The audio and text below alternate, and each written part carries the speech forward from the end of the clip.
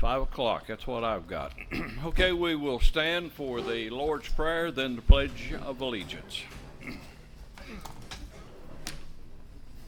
Lord's Prayer all together. Our Father, which art in heaven, hallowed be thy name.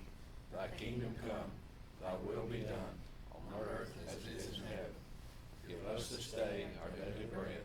Forgive us of our trespasses, as we forgive those who trespass against us.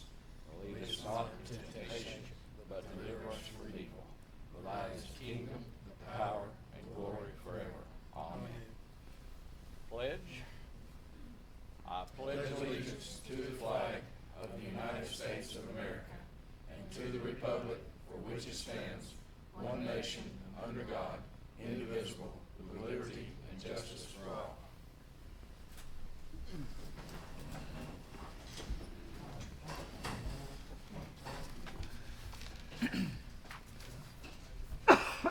Roll call. Commissioner Hughes. Here. Commissioner Mosier. Here. Commissioner Richardson. Here. Commissioner Jinks. Here. Commissioner Stutz. Here. All right. Had a chance to look over the minutes or distributions or the minutes. You look those over. Do I hear a motion to approve them? So moved. Second. Motion made and second. Any discussion in any way? If not, all in favor, aye. Aye. Opposed likewise. Motion does carry. Recorder now has a report for February's bill payments. Jessica? In the general fund, $7,643.16 was paid out for our wellness incentive, and just today we learned that we have one employee who managed to quit smoking now for 90 days, so he'll be getting a payment for that in March, but everything else wrapped up in January and February. We had quite a few employees participate, so I think that was good. You'll also see a large transaction to Sweetwater Utility Board, $1,025,000. You'll see that again in the report where I transferred the funding out of COVID to reimburse the general fund, but that's where we purchased the buildings and the 2 properties downtown. Page 2 of the general fund towards the bottom, I just wanted to point out Republic Services is dumpster services at the garage, $3,653.51, and you'll see that a couple other times. Page 3, we made our annual donation to Sweetwater Area Ministries of $1,000, our annual appropriation to Sweetwater High School of $5,000, and our stormwater payment to Sweetwater Utility Board of $9,256. Towards the bottom of that page, we also made our annual appropriation to the Boys and Girls Club of $5,000. Page 4, we gave $4,000 to the Monroe County Friends of Animals. And towards the middle of that page, $10,011.35 were fuel purchases for the month. That does also include the Board of Education fuel purchases, which they reimburse us for. On page 5, you'll see another amount to Republic Services, which is also for dumpsters, $5,080.06. Then if you'll look towards the bottom of that page, you'll see a dumpster amount with our new dumpster contractor, Trailer Trash Dumpsters, $2,117.36. So they're charging much less on a per trip basis. Sorry. Need to move that. And then $1 million is a transfer to LGIP because February is typically where we take a lot of property tax money in, so that's one of the reasons why we make the donations during that month, because we have more cash flow. But also we were able to transfer $1 million back into our investment account and earn a little bit more interest off that than we do in our checking. In State Street Aid, we had a repair on a loader made to Stowers, $5,445.66. And then we also purchased a snowplow, $11,011.08 to Tri Green Equipment LLC. Nothing really significant in the drug fund or in the tourism fund. The library report is there, and Tanya's here if there's any questions about it. We also had a purchase of some camera equipment from Flock Safety out of the LEA fund, $5,917.80. And in solid waste, our garbage contract amount for the month was $23,873.44. Then you'll also see an amount paid to Lamcon Ready Mix. That was for concrete, $3,968. That was concrete at the landfill site to create a place for burning some of the brush that TDEC will allow us to burn. So that can be burned when there's a storm and there's storm damage. They'll let us burn brush there, but also they'll let us burn brush that's old enough that doesn't have any vegetation left on it also. So David started doing that after they built this concrete structure in February as a way to help keep some of that out of the landfill and be able to get rid of it in another way. And then the last page is the COVID fund. I just wanted to show you where that money came out of COVID and was transferred to the general fund, $1,025,000. And again, that was for the purchases of the utility board buildings that we used our COVID money for. Any questions? Okay, thank you, Jessica. You've heard the distributions. Is there a motion to accept? So moved. Second. Motion's made and second. Any discussion? If not, all in favor, aye. Aye. Opposed likewise, motion does carry. No one has registered for the public comment period, so we will now open public hearing to take comments on the adoption of the new employees handbook. Is there anyone present to comment on the new employees handbook? If not, the public hearing is closed. In old business, we discussed in the workshop a gate purchase for the garage and dump. Do we hear a motion to approve the installation of the gate to try to mitigate excessive landfill expense and take these purchases out of landfill expense? I'll make that motion. Is there a second? Second. That is for 2 gates, correct? It is for 2 gates, and I also wanted just to make sure that everybody knows that there is no electricity at the dump right now, so there would be probably about $3,500 to put an electrical pole there, but then everything at the dump would actually have like electrical access. But I just wanted to make sure everybody knew that there's going to have some electricity for that gate to work at the dump. You're still gonna have access to the gun range? Yeah. Yep, we're gonna get at least 20 remote key fobs, and so we'll give those to the police officers and the other people that need it, the sub workers and that kind of stuff that needs to have access to that gate. So we should have more than enough to make sure everybody that should have access still has access. Okay. You made a motion? Got a second? Yeah. All Yeah. in favor, aye. Aye. Opposed likewise, motion does carry. In new business, we have some annual reports. First of all is Josh Isaac. Josh, will you come forward and give us a Main Street report?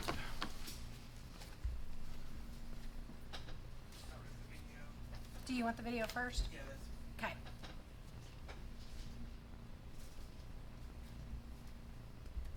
restaurants and shops in Tennessee. And hey, we're not called the Sweetest Street for nothing. So why don't you come with me and I'm going to show you how our Junior Main Street Board makes Sweetwater even sweeter. Meet some of our shop owners and see how Junior Main Street really works. Come on in.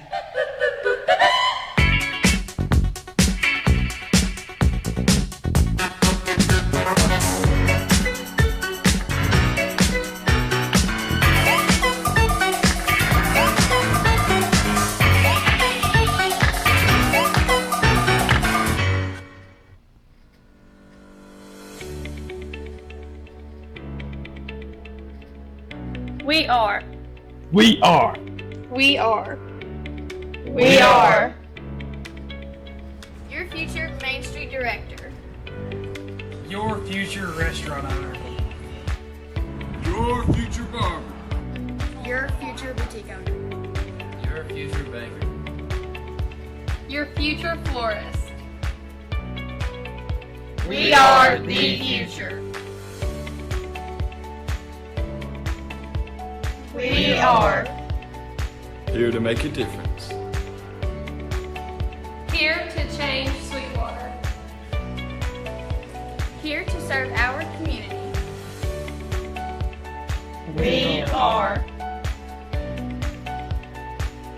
We are your Junior Main Street Board.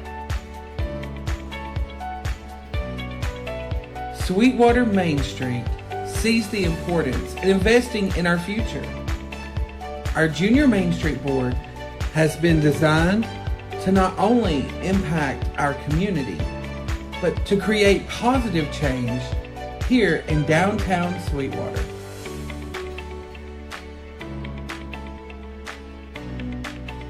We are. We are. We are. We are. We are Sweetwater. So the Junior Main Street Board has impacted our business because, we've been open for a few years now, and every day just turns into kind of work. You come in, you do your work, you go. But having the girls come, they have this like renewed excitement, and the energy is so much fun. So I look forward to the days they're going to be here. It makes me happy to come to work. So Junior Main Street Board is really important because the kids are too young to go get a full-time job, but they get experience here that they get to take to their first-time job. So when they're applying, they'll have different expertise and experience that they can put on their resume. So hopefully it makes them better qualified candidates in the future. My favorite thing are the interns that I was given. They're these 3 girls. They're super, super sweet. They're super fun. And my favorite part has been watching them work together. 2 of them are twins, so they're used to working together. But adding a 3rd one into the mix and watching the dynamic between all of them has been my absolute favorite thing. So why did you join Sweetwater Junior Main Street Board? To be a part of my community. To learn more about my community. To have fun. What is your favorite thing about Sweetwater Junior Main Street? My favorite thing is getting to know the local students. I'm not from Sweetwater, so I don't know a lot of people, so it's been great to get to know you guys and learn a little bit more about what y'all do at school. I think it's really important for local students to realize how important it is to keep jobs and business local. All these businesses support local families, your friends' parents. So it's really great for them to be able to see the impact that this has on the community. So I think that's probably why it's so important. I think it's always good to get ideas from different people, and you guys are younger than any of our customers, so it's been great to get ideas from younger people and see the way they put outfits together and they do our window displays and how they do social media. So just good to get a different perspective than we usually do.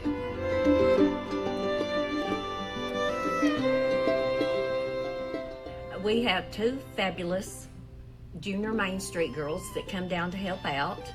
They are wonderful models, and we let them chip in and pick out their own attire most of the time. They do a great job, and they're willing to do anything that we need help with. I like the fact that the youth are getting involved in the downtown. It's a part of their heritage, and as they grow up, they need to be appreciative of what we do have around us and learn the history of Sweetwater. And I think it will help them to excel in whatever job they choose to do.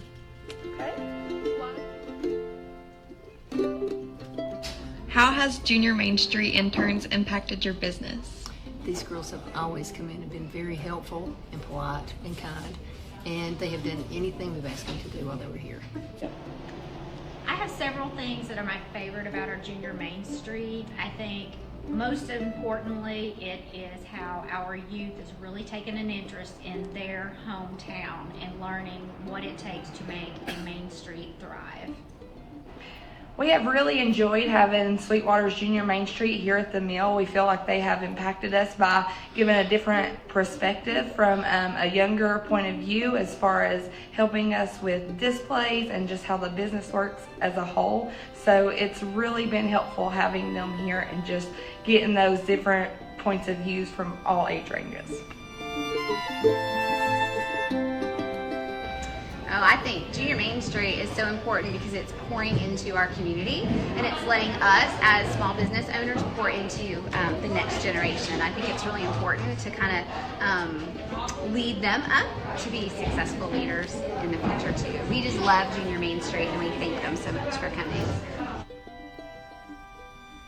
Our Sweetwater Junior Main Street has over 77 active members that serve our local downtown community. For more information about Junior Main Street, just email us at mainstreet@sweetwatertn.gov. Alright, so that's just a video that will actually be going out this Friday to the community. We do a thing called the Sweetwater Social periodically that highlights something. And so we're excited about Junior Main Street. It's been such a great program to develop. And so we started that. This is our first full year with Junior Main Street.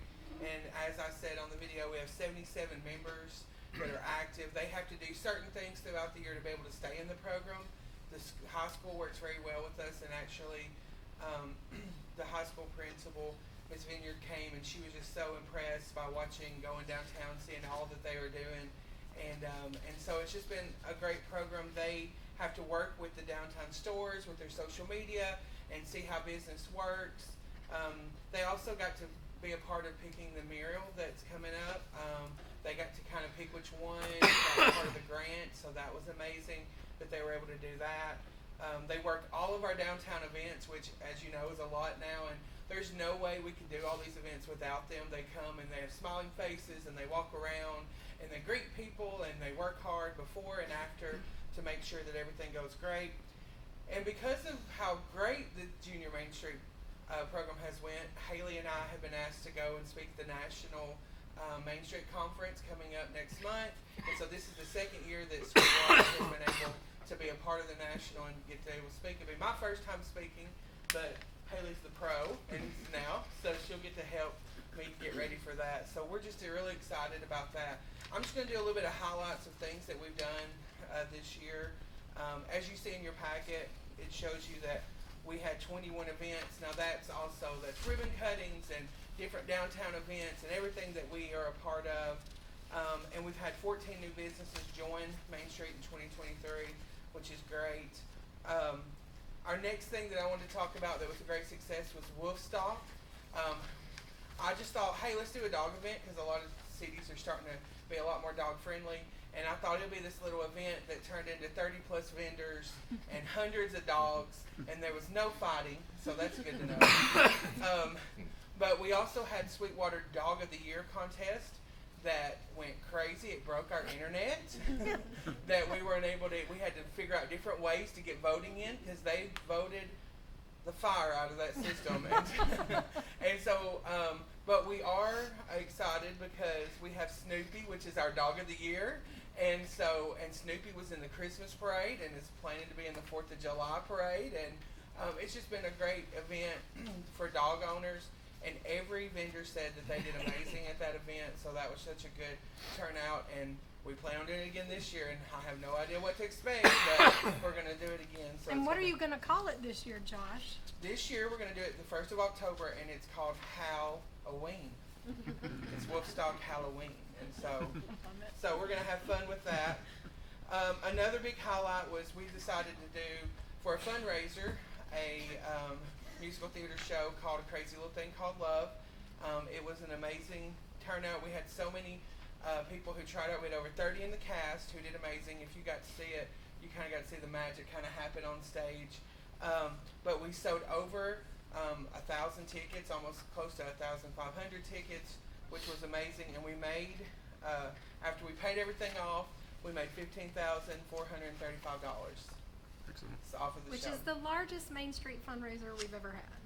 It was great. It was great for the community. It brought so many people together, and we've already started talk about our next show, and people have already been sending in wanting to try out. So it's gonna be a great thing. Then we won last year a National Shop Small Saturday event award from National Main Street, and we received $5,000 for that. And some of what we did with that, we added a 360 photo booth down to Historic Halloween, which was a lot of fun to get all the kids up there. And we'd done it for free because we won that money, and we got to share all that. We gave $500 in Main Street bucks on our Shop Small Saturday. We did our Sweetest Street sweepstakes and gave over $1,000 in that. And that's where people are encouraged to shop local, and every time they shop local, they get a stamp and they fill up a card. And so as many cards as they could fill up, they would turn those in, and that really got our downtown businesses them to shop more downtown. So that was great. We rented camels and sheep and donkeys and goats for our live nativity, which went over. People were all over there. They were so excited that we partnered with the local church, and that just turned out amazing also. Then we added the Polar Express experience because we had the grant to redo the train car, and it was ready to go. We thought we'll do 2 of those and it'll be fine, and 2 sold out in 10 minutes, and then we went to 4, and we got all the way up to 8, and we just cut it off, and people weren't as happy because they wanted in. But it was an amazing event. We had, again, our Junior Main Street and our regular volunteer board all came together to work all day long to get all these kids through the train. And it was just such a great event and a great fundraiser also. So we're excited about that. So looking forward, of course I said we're starting our second show in August. It's called Adventures of the Holy Rollers, and we're excited about casting that. We ordered new designs of Sweetwater Main Street t-shirts that we're going to be selling at the Blooms and Bluegrass.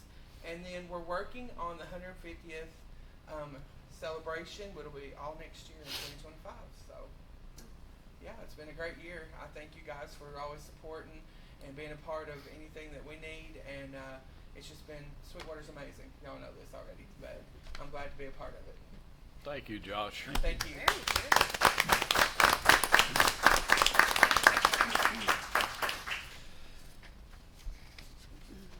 Does the city board get to star in your next show? Yeah. I'll pass. All right, good report, thank you. Next, we have a report, annual tourism report from the illustrious Haley Isbell. Haley. Thank you, Mayor. I don't have a fun video, but I do have some fun papers that I've given you. There's 3 of them from me. It's going to be these, the blue, the kind of mint color, and then the one behind it. As you heard from Josh, 2023 was an outstanding year on Sweetwater Main Street. We have a vibrant, thriving downtown business district that truly shines. I think if you've been downtown anytime recently, you can see, how much progress we've made over the last more than 10 years from becoming a main street. We have several points of interest outside the Main Street District also that bring visitors in, the Lossy being one of the big tourism draws to this area. And all of this is a result of a combination of amazing business owners that have great vision, years of support from you all as elected officials, a full-time Main Street director that is dedicated and creative, and a community that shows up for local events, as well as visitors to Sweetwater that boost our local economy. Those are just to name a few of why our program's so awesome. Speaking of visitors, and I'm going to run through some numbers, so you're either going to find this really boring or it's going to be really interesting to you. Last year, you all may remember we talked about a program called Placer, where it's the creepy program that tracks how many people come into town. It takes your cell phone information and it scrubs it of all the important things like your home address and all the details that would tell everybody where you live. And then it lets us be able to go, oh, that was a visitor, and this is where they go. So it's great, and it's creepy all at the same time. And basically what it does, so the incorporated city limits of Sweetwater is kind of our home base. So if your phone stays in the incorporated city limits of Sweetwater for, at nighttime, per se, then you're not a visitor in Sweetwater. But if you're outside that area, which you could still be in Sweetwater, but outside the incorporated city limits or anywhere in the county or other states, then you are considered a visitor to Sweetwater. So we invested in that last year, and it's been amazing, not only for us to use, but also, some of our businesses have needed us to pull that information and pull reports for them. And basically, you can geofence specific areas with this program. So we can geofence the Main Street District, we can geofence the festival area, we can geofence the train car. You kind of get the idea. And that's how we track these numbers. So the two templates that you have in front of you are from Placer, these two colors. But anyway, so the county has also invested in this program since then. Last year they used a program that is no longer doing phone data tracking, so they invested in this program too. Anyway, these numbers tell us a variety of things. They tell us how many visitors came to a specific geofence location. They tell us how long they stayed here. They tell us how many times they visit, where they're coming from. So that helps us determine, where we need to market to. So I'm going to give you Main Street numbers in this. So that's in your darker blue report, and if you want to look at it while I'm going over this, you can. Based on the numbers from that report from January to the end of December last year, Main Street District visits were 885,000 people, and of those, 174,000 of them were visitors to Sweetwater Main Street, people that don't regularly come into the district. And I will say that as a city, Sweetwater's numbers were down a little bit last year overall as far as people coming through, but Main Street was up 12.4% over last year. So they saw a 12.4% increase in visitors to the Main Street district versus 2022, which is pretty great. We know that we see a lot of visitors from like Madisonville, from Athens, from Philadelphia.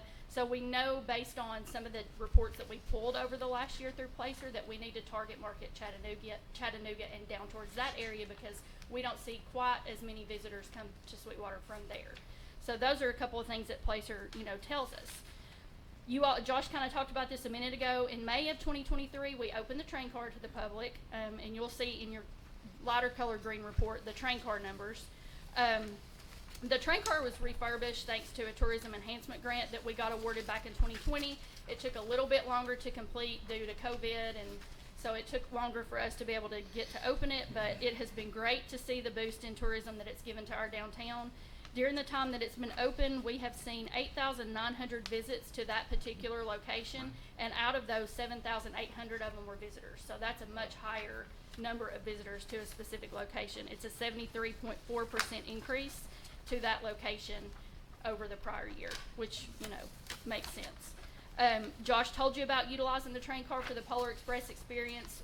I think those people wanted us to stay there for days and just run that over and over again because it just kept selling out. And they're like, can you not just extend this? It's like, no, we can't. But we do look forward to, doing more events in the train car going forward. We do the Polar Express during Small Town Christmas too. We're going to use it for Blues and Bluegrass this year to play music. The train car is open and closed daily by the Depot Visitor Center staff. So it holds the same hours as the Visitor Center, 10 to 4, Monday through Saturday. People can go in, they can take a lunch and eat at the table or drink a coffee or have an ice cream. They can watch the trains go by. They can watch downtown traffic. There's a video that loops when it works properly of the history of Sweetwater, so that's really cool to see. We're just glad to have it. Our festival attendance, and this is going to sound, it's probably the dog event. This percentage is really high, but the attendance from 2022, the growth for 2023 was about 70% for our events. And we did add some new events, which had 0, in 2022. So I think that does account for that huge 70% increase in attendance to festivals. I know Blooms and Bluegrass and Small Town Christmas were the highest percentage of growth over, 2022, but growth is always good. Our Main Street businesses are a huge part of our success. They continue to invest not only in their businesses, but also in our events. A lot of them sponsor our events all year, and without them, we probably wouldn't be able to do nearly what we do. We crawl around and go, can you help us buy sponsored? And they always do. They're so generous.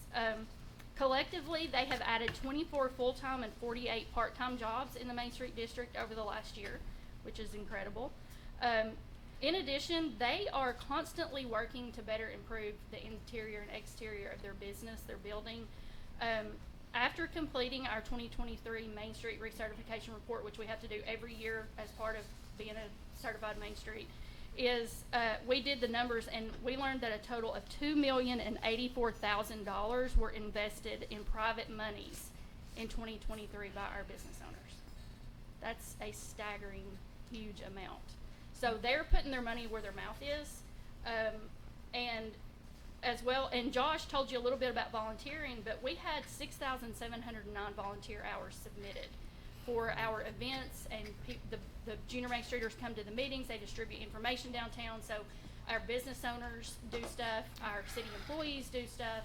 So taking all of that is a lot of time that people that want to make Sweetwater better put into, making Sweetwater a better place to live. So it's good to see that and be able to, tell you all that, hey, people care about this community and they care about what you're doing and they care about what we're doing and they're willing to, volunteer, they're willing to spend money, they're willing to, help make it better. Public investment numbers for us last year for the Main Street District were $567,384. So we made several improvements downtown. I know y'all know about some of them, the downtown sidewalk improvements and improving the crosswalks. We added electricity to the marketplace. We paved the marketplace. We added some decorations. We did improvements to landscaping, improve the library parking lot. Those are just a few things we did with those public monies last year. From a tourism standpoint, Tennessee continues to break records. In May of 23, the governor had a special meeting in Sevierville that I was invited to announce that Tennessee was standing at 11th in visitor spending out of all the states. And they had actually achieved that in 2021 and maintained it in 2022. And that's the highest rank ever for Tennessee. And to make that even more shocking, we don't have a casino or a beach. And every other state that's in the top 15 have either a casino or a beach or both. Can we get a casino or a beach? Exactly. Anybody have any connections to get us a beach or casino? Hit us up.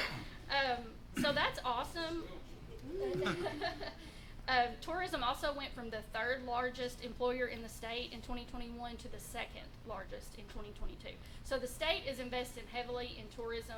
They have kind of redone some of their marketing and vamped up their programming, and there's a lot of cities that are getting tourism directors. Loudon has one, Athens has one. So a lot of people are jumping on board and realizing, you know, tourism is real money, and we want people to come here. Our business owners rely on people to come here. And the county's doing a great job. Blaina does an amazing job as county tourism director too, and she's a very good partner to have, and she helps push our events as much as possible. Monroe County, in your snapshot paper that you have, this one right here, this is from the state tourism numbers. So Monroe County is holding steady at 33rd in the out of 95 in the state for visitor spending countywide. They don't break it down by city, so they still are only doing county. So our rank from last year did not change there, but visitor spending did increase by almost 6% last year in Monroe County. In addition, tourism dollars saved each household $318 in state and local taxes. That was an increase over 2022. It was at $241 in 2022. So it's working, and it's good, and it's helping save money, and our business owners, you know, rely on that. So in summary, 2023 was a fantastic year. There's already a lot of really good things happening in 2024. You see a mural going up right now. There's going to be another mural coming down the pipeline Josh touched on that our junior Main Streeters got to be a part of. We already have 3 bus tours scheduled for this year. We typically have 1, so we have 2 more so far that are brand new and have never come to Sweetwater. We have new events that are going to be coming down the pipeline. So thank you all for believing in this program. Thank you for believing in Main Street. Thank you for being supportive and helping grow Sweetwater as smart as possible. I'm sure y'all would agree that traffic, both vehicular and foot, in the downtown area is very, it's increased tremendously, even over the last few months, but especially over the last couple of years. But our small businesses rely on this. They need this to survive. You saw in those videos, you know, their livelihood depends on it. They rely on the support of our locals. They rely on the support of people coming in that don't live here. So because of your support of Main Street and Tourism, we're able to put together many fun things for our community to enjoy throughout the year. It's beneficial to everyone, especially those who depend on it. And you know, some of them may come here and open a business and invest in Sweetwater. We have a lot of people that want to do that, and we have a low vacancy rate on Main Street for places to even open a business. So people want to invest in this community. So thank you all for your support, and thank you, Josh, for your creative and being an awesome Main Street director. It's awesome. Thank you. Thank you, Haley. Yeah. Don't leave yet, Haley. I have one more thing I want you to update them on. Last year, Haley and I spent a lot of hours traveling to other states to talk about Sweetwater, Tennessee, which was very exciting. Yes. Haley, tell them a little bit about some of the places we went and where we're going next weekend. So Jessica and I have traveled. We started in Boston at the Main Street Conference to talk about the eclipse, and because we are such a small rural community, and we did, you know, planned a really great eclipse in 2017, we spoke about that at the Main Street Conference. So Boston's what kind of kicked it off. And after that, we were contacted by communities. We went to upper state New York, to Rochester, or Livingston County, and talked to them. We were in San Antonio. NASA actually flew us to San Antonio, and which makes me laugh. And we were the went to dumbest people there. Yeah, like, we went to their Eclipse Task Force meeting in San Antonio, and then went back a couple months later to Hillsboro and helped them with their eclipse planning. We went into Indiana, to Carmel, Indiana, for, you know, not enough time because it was a really cool community. We've done Zooms and emails with communities in Arkansas and all over the map. I can't even begin to, and we're still getting emails now, you know, because it's next week. I got one today from a lady in Maine that was speaking to someone that was calling because she's going to visit Maine for this eclipse that's next Monday, a week from today. And she had watched the 2017 eclipse in Sweetwater, Tennessee. And so the lady reached out to email me because she had seen us at Boston, and we had met her in Boston, and she was just saying, hey, one of your people that came to you all in 2017 is coming here to Maine for next week's eclipse. And if you were here in 2017 and a part of that whole process, it's kind of crazy that we're still talking about it. And it's crazy that we've talked about it this much over the last year. But it's really cool because it's also given Sweetwater a lot of exposure. All those people are, they're following our pages and they're keeping up with us. And so that's a great thing to do. We got an article published in the American Astronomical Society's scientific paper. I had to write an abstract for that article. I was like, I haven't written an abstract since I was a senior in high school. But it's been really good, and it's good for our community. I mean, anytime we can get the name out, that's good, because you never know when they're going to be through this area and stop in. And a lot of, like Jessica said, that who would have made that connection? Someone from San Antonio came here. Yeah. It was in November, and I walked them around downtown and showed them, where we did things and how we deactivated the street lights and all that stuff. Like, it's bizarre how much we could not have paid for this kind of advertising and exposure. Yeah, it's been really good. And next Monday, we're going to be in Hillsboro, Texas. They wanted us to come back. That was one of the communities that we went and spoke to. So they want us to be there on site during the eclipse to help them with whatever that might come that day. So we're hoping for clear skies for them that day. It's going to be fun, but it's been a very cool experience, and I mean, probably it's a once in a lifetime thing. Yeah, and just so everybody knows, this has not cost the city one red cent. The city paid for us to go to Boston to speak at the National Main Street Conference, and after that, all the communities that have contacted us, or NASA, have paid for our expenses. So. Remember before that, who are we? What are we doing here? Anyway, thank y'all. Thank you for your support. Haley. Thank you. Thank you.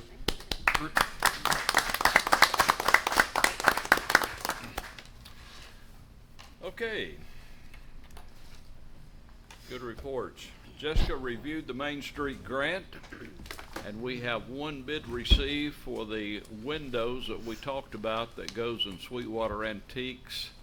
Now, are we ready to open the bid? We are. This came from Hiwassee Glass. It was the only bid we received. It is within the budget that was given to this business owner from the state Main Street grant. It's $29,600 for the initial windows and glass replacement, and then also to do the 14 upstairs windows. So this will do both floors of that building to replace the windows. Obviously, it helps them with energy efficiency too, but it's one of our oldest buildings in downtown, over 100 years old. Do they have to pay anything? They have to pay the 25% match. So the business owner will pay the match to the city up front on that, and then the city will pay the contract in full and then get reimbursement from the state of Tennessee for all of it. So the city's not contributing the match, the business owner is. So we just need a motion to approve the bid. Do you recommend them? I do recommend them. Okay. Do I have? Second. Motion made and seconded. Any questions? If not, all in favor, aye. Aye. Opposed likewise. Motion does carry.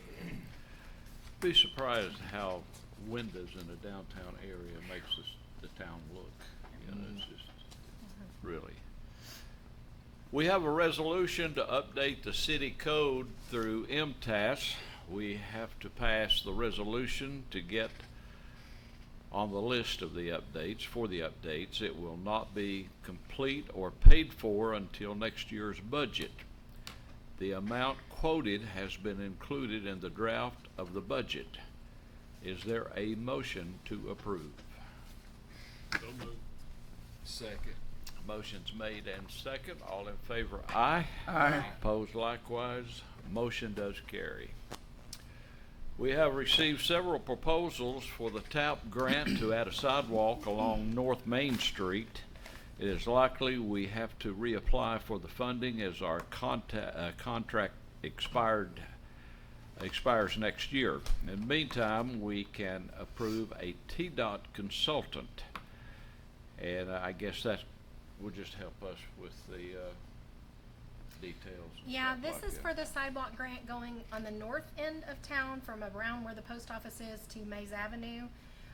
Likely, we're not going to have enough time to complete this grant before the contract ends. We had some turnover at TDOT. There's just been lots of things that have come up that have stalled it. But I did talk to the director over that grant program, and he said as long as we've made progress, i.e. selecting a consultant and advertising for the consultant, they would probably re-award that grant to us and give us a 5-year period to do that contract. So again, this is for the sidewalk on the north end of Main Street. The recommendation from the committee that reviewed all the proposals is to go with Cannon and Cannon, primarily because they're in Knoxville, which is the closest, we could get. And they're also doing the project on the south end of Main Street for the sidewalk under the multimodal grant. So it makes sense to have one engineering firm handling all of the sidewalk projects along Main Street. So This sidewalk goes from where to where? it probably goes from the post office till Mays Avenue. The reason we don't just do this sidewalk ourselves is because there's gonna have to be some extensive engineering. It's in the floodway or flood zone. You've got some topography issues on one side of the road, so we're probably gonna have to do it, and cross the road, and it's a state highway, and we got TDOT money to do it. So, and the TAP grant is about a 20% match. So this is replacing sidewalk that's there, actually. There's a little bit of, that's why I said it'll probably be from the post office. There's a little bit of sidewalk already from the post office, but it's kind of in bad shape. So it can replace anything from the post office to Mays Avenue. You can't go wrong with Cannon and Cannon either, so do I hear a motion? Make a motion for approval of Cannon and Cannon to do the sidewalk project. Second. Motion's made second. And more discussion? If not, all in favor, aye. Aye. Opposed likewise, motion does carry. We have the annual capital improvement plan. You've had a chance to read that over in the packet, I guess. Is there a motion to approve the capital improvement plan for year 2025 through 2029? Move for approval. Second. In discussion? If not, all in favor, aye. Aye. Opposed likewise, motion carries. The recorder emailed the budget draft. You have, I hope you have it. We can answer any question you might have at this time. I'll do a short review. This budget will not require any increase in property tax or any increase in sanitation fee. Sales tax continues to be our largest revenue source. We have placed the upcoming year's figures at a conservative estimate, keeping it level with the existing revenue. This budget has not included any revenue increases in property tax due to recent local developments. While this is different from the past several years, you will notice the budget requires using fund balance of $499,679 for capital projects and is not solely funded by current revenue. We can look at this as using fund balance for the budget's amount for the community center design and the LPRF grant and the 150-year celebration. I point this out to reiterate that we do not want to get in the habit of using fund balance for the operation expenses. Therefore, the community center and LPRF grant projects and 150th year celebration are long-term capital projects, not operating expenses. The library appropriation has increased by $35,000 in this draft, and that is due to some things that were discussed. Does anyone have any particular item that they would like to discuss at this time? Jess, you want to go over the 35,000? I think you might be on that committee. 35,000 increase in the library appropriations that we talked about here a few months ago. So obviously that's nowhere near what they asked for. What they could do with that money, which I think it's the same rule as with education. We grant the overall budget amount, but we cannot dictate how it's spent. Like, we can't dictate how it's delegated to them. But what they could do with that $35,000 is either pay health insurance for 3 employees working more hours a week and save $5,000 to add part-time people to help fill in the gaps, or $5,000 for raises, or they could add full benefits for 2 employees, including retirement, health insurance, everything, plus $5,000 for raises or for part-time help. So that's how $35,000 could break down for them. Basically, full employee benefits on one employee is around $15,000, depending on what their salary is, because some of it is based on salary. Like retirement is a percentage of salary, so that changes based on how much their salary is. Or health insurance alone is around $10,000 per employee. So they could decide, and what we will have to do in coordination with passing the handbook is figure out exactly what we want to put in the handbook to say, okay, 30 hours and up, we're obligated by federal law to give them health insurance. Do we also say that's the amount for full benefits, or do we say they need to be 40-hour workers for full benefits, or 35-hour workers for full benefits? Like, is there a, and that's up to you all to decide. So in this draft of the budget is an extra $35,000 for the library out of what they asked for. We can fund more than that, but anything that we're adding to the budget is going to be coming from fund balance. So keep that in mind. Or we cut something. We cut something else that's already budgeted to make up for that. So this does include the 3 additional employees in the fire department that have been asked for a couple of years now, but no other new additional employees. It does include a 4% raise across the board for employees. The cost of living adjustment this year for Social Security was 3.2, so that's kind of where I started at 4. I've ran numbers on other numbers higher and lower than that if you all want to talk about any of that. For the budget calendar, we're kind of looking at, let's discuss this in the April workshop and then pass it on first reading in our May meeting. And then we can still continue to discuss it in the May workshop and make changes, but that just gives me the option. I have to send a publication to the newspaper that's more extensive than what our normal ordinances are. It has to have numbers in it. So that if we will pass it on first reading in May, I can run that publication. And even if we make changes after that, it's still okay. It's just that publication has to run so far in advance of us actually passing it on final reading. That would put us on schedule to pass it for final reading in June. And all I would ask is after we pass it on final reading is anything that comes up in the last second that we need to fix, we just do it as a budget amendment. Because the sooner I get that into the state, the sooner they will give their approval for it. Because this process is just the very first, well, it's the second step. The first step is putting it together. The second step is you all approving it. The third step is the state approving it, which is way more complicated than it was when I started this job 18 years ago. There's a lot of schedules. There's a lot of debt information I have to provide them, so it just takes a long time to get it approved by the state.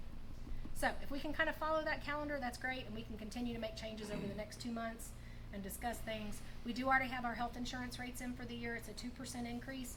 You'll see a revenue line item where I put it as a revenue. It's not truly a revenue, but where we're taking money out of that rebate that we've been holding from Cigna to offset what that cost is. And citywide, that's around $15,000. So it's still not even making a dent in what we have set aside in that rebate amount. But it's not, we're not going to pay any more for health insurance. We're going to take whatever the increase is out of that rebate balance. If you guys have any specific questions you want to ask now, please feel free, but I know you probably haven't had a lot of time to look it over yet. Can we talk about the library, what we're going to do on this $35,000 in the workshop? We can. I would say, since we're going to talk more extensively about the handbook in the workshop, maybe we try and specifically address some of the library things in the workshop if everybody's kind of prepared to talk about that. And Tanya, if you want to pass that on to any of your board members that might want to come, and especially Gail or Jim or any of the ones that, but maybe we can have a focused discussion on that in the workshop. Absolutely. Yep. Okay.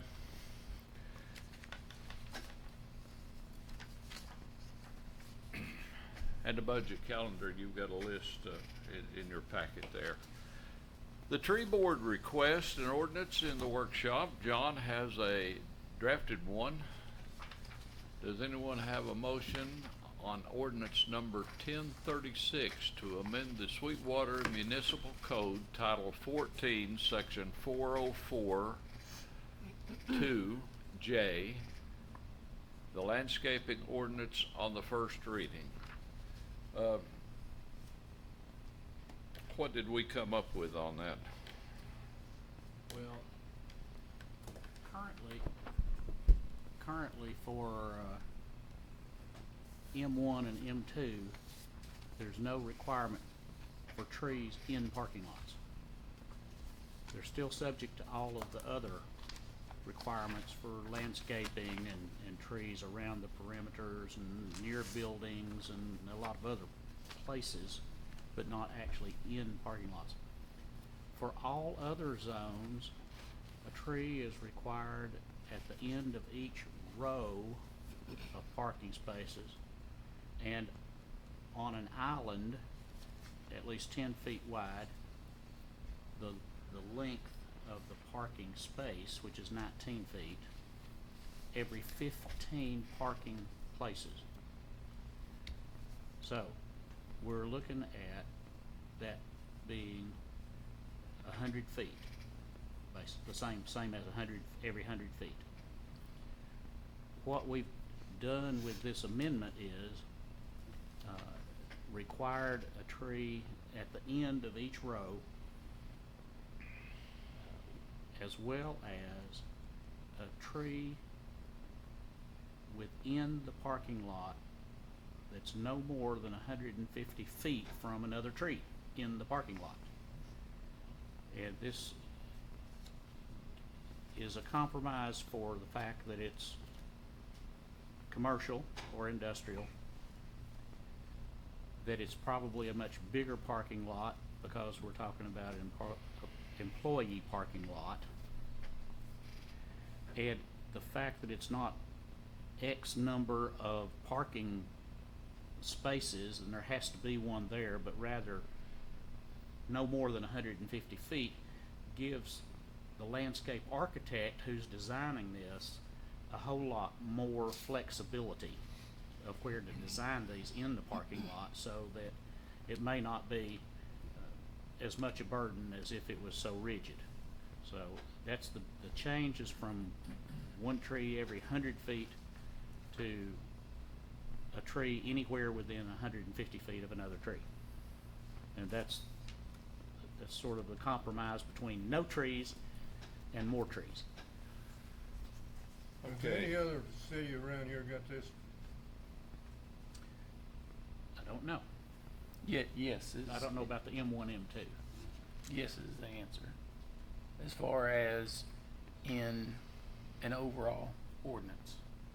I mean, this obviously the larger cities have it. I don't know about the smaller cities, but based on the modification that's been made, based on the distance of separation, I don't think it's going to be overbearing for someone investing that kind of money in this kind of facilities to add a tree every 150 feet. But it is beneficial. So. Right, the ordinance is in your packet if you've not had a chance to read it. So, Ms. Altman, have you had a chance to read the resolution? Is that something you would agree with? You're okay with that? Yes, I feel like it's a good compromise from what we had originally recommended to this. I feel like it's a good compromise. Okay. Any comments or questions before we vote with the board? I mean, is everybody happy with this the way it is? I think that's a very good compromise, and to me, if that's too much to ask of a business moving in, then so be it. We'll stick to our guns. I like it. I'm gonna make a motion for the approval of ordinance number 1036 to amend the code to add this in. I'll second that. Okay, the motion's been made and second. Roll call vote. Commissioner Hughes? Commissioner Mosier? Aye. Commissioner Richardson? Aye. Commissioner Jinks? Aye. Commissioner Stutz? Aye. Okay, no other business on the agenda. John, you wasn't here for the workshop, so you're the only one that did give a report. Tell us what's going on in the way of building in the city of Sweetwater. I know there's a lot going on, and fill us in. Yeah, there's still a lot going on. Sometimes it doesn't seem like it, but the one that I get asked most often about is KFC. And I just spoke with one of the owners last week before I went on vacation. They still intend on building KFC right there off Highway 68 at the entrance to Willow Creek on that corner lot. They basically were ready to pull the trigger and start building, and they had 2 KFCs burned down within 2 weeks of each other in North Carolina, where they're based out of. So their plans quickly shifted to basically rebuilding those 2 that had been there for 30 years and putting ours on the back burner. So their plans right now are to begin construction in January of 2025. So that one's still on the radar. It hadn't disappeared completely, just kind of got shuffled back in the priority list a little bit. And then just back this side on 68, you see the fast-paced urgent care going up. It's framed up now, has passed a couple of inspections.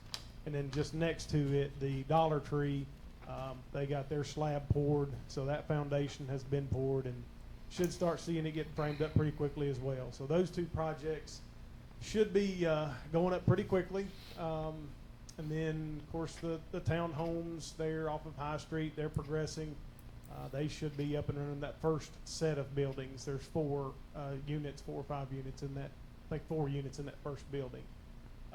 So again, stuff's moving forward. It's stuff that's been kind of in the works for quite a while. We're finally starting to see some of it come to fruition. So there's that. I just received an email today from the campground out off of Murray's Chapel Road. I got I got to get back to him tomorrow. Some questions he had on that. Hopefully that project gets up and going again really soon. It kind of hit a stall as well with some of their excavation and things like that. They had some problems with some contractors and things, but hopefully that one gets going pretty soon. So other than that, I think the Hillcrest trailers out there that's in the old flea market building, they are producing and I believe maybe shipping some product right now. I'm not sure. I think they are. We had gone out there with the fire department to do a walkthrough and make sure that they were up to code on everything and just a few minor things that they had to do, but it looked like their new powder coat system and everything that they were installing was really impressive. So I think that's going to be a good long-term industry for Sweetwater. So a lot going on. I'm probably leaving a lot of things out, but that's pretty much it. There's some stuff going on there in Willow Creek, the cottages that are being built, that roughly 30 acres that was purchased by HJ Construction, Hector Jaramillo. He's got 4 cottages right now under construction. 2 of them are almost complete and will be going on the market soon. So that's hopefully that next phase will provide some much needed housing. Still getting a lot of calls and a lot of inquiries about subdividing land. Folks are buying up property and chopping it up as quickly as they can to put homes or double wides on it because so many people are moving into the area. So that seems like almost a daily event. It doesn't seem to be slowing down a whole lot. The home sales may be slowing down a little bit, but as far as people trying to buy property and subdivide to put a home on it, that doesn't seem to be slowing down much at all. Okay, thank you. You're welcome. We're happy to have with us a Boy Scout here with us today. He is earning a badge. This is Charlie Maxey, right? Let's give him a hand for being here. Thank you, Charlie. Hope you learned something, and hope you get all your merit badges. Thank you.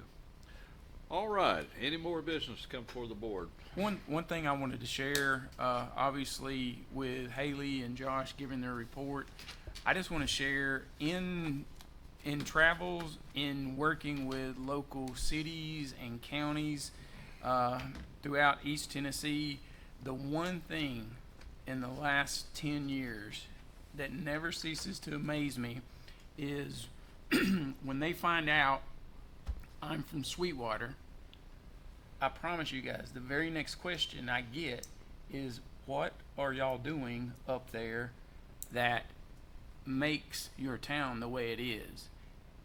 Every time I go back to the choice and the decision to move forward with the Main Street program.